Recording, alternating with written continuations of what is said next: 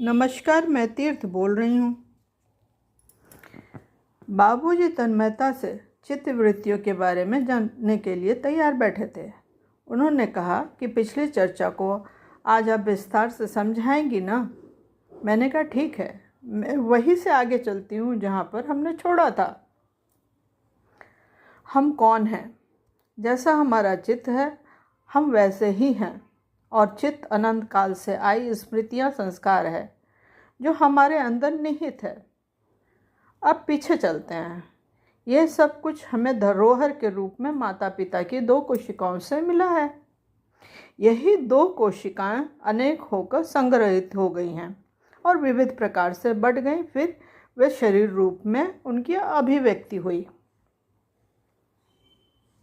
वैज्ञानिकों की खोज से पता चला है कि हमारी प्रत्येक कोशिका में डीएनए है और वही डीएनए हमारी सभी गतिविधियों का जिम्मेदार है।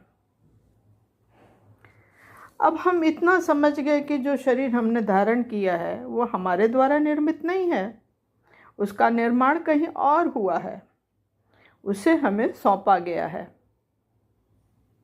समय की गति में प्रविष्ट होकर उसी प्रकार उस प्राप्त उपकरण को उसमें कुछ जोड़ दिया गया है। साथ ही नित्य नई इच्छाओं का संकलन होता रहता है। बाबूजी बड़े खुश थे। वे बोले, मैं क्या समझा, अब मैं बताता हूँ। जीव के अस्तित्व का आधार 2 चीज़ों से बना है। पहला माता पिता की कृति स्वरूप शिशु है, और दूसरा उसका प्रयास और सोच विचार और आपस की सारी व्यवस्था का जोड़। मैंने कहा कि अब असली मुद्दे पर आती हूँ। पहला, शिशु जो माता पिता द्वारा रचित है वो अनेक अशुद्धियों से बना है।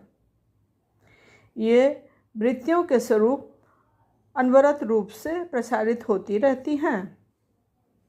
चूँकि वह अनंत काल से आई हैं, स्मृति और संस्कार हैं जो संघनित होकर अब कठोर पत्थर की तरह हो गई हैं। अतः इनमें परिवर्तन लाना कठिन है। बाबूजी की उत्सुकता बढ़ गई। वे बोले, क्षमा करें, मैं प्रश्न पूछूंगा। यदि आपके दूसरे बिंदु को ले लें तो उस शिशु को समझ आने के बाद यदि हम सुधारना चाहें या परिवर्तन करना चाहें तो क्या कर सकते हैं? मैंने कहा अवश्य, परंतु ये बहुत प्रयास करने पर होता है। हम जो कुछ भी सीखते हैं वो हमारे डीएनए में परिवर्तन लाता है। यदि हमारी इच्छा है स्वयं को बदलने की तो इस इच्छा जोड़ हमारा प्रयास सब कुछ बदल सकता है। इसे समझना बहुत आवश्यक है। बाबूजी खुशी से झूम उठे। बोले, मुझे वह कड़ी मिल गई जिसे मैं खोज रहा था। वृत्तियां बदलना बहुत कठिन है। दूसरा, परंतु हम अपने संकल्प और प्रयास से डीएनए में बदलाव ला सकते हैं। यह बदलाव हमारी जिंदगी बदल देगा। इसे ध्यान से सुने और समझें। ठीक है, धन्यवाद।